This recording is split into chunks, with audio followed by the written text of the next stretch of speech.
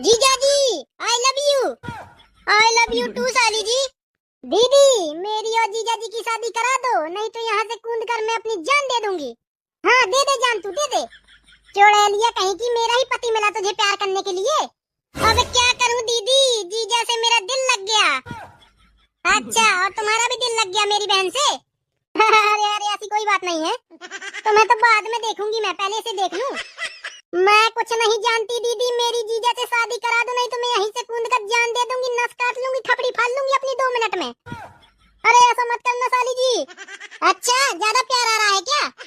अरे बेचारी कूद कर जान दे रही है, बचा रहा हूँ उसको। जीजा तुम बताओ, तुम मुझसे प्यार करते हो? हाँ साली जी, करता हूँ मैं तुमसे प्यार, छाती ठोक के बोलता हूँ। बस तो फिर हो गई शादी। जब मियाँ बीबी राजी तो क्या करेगी बहन जी। अब जल्दी से आई लव यू बोलो जीजा जी मुझे। आई लव यू साली जी। हाँ, अब एक पुच्ची दे दो।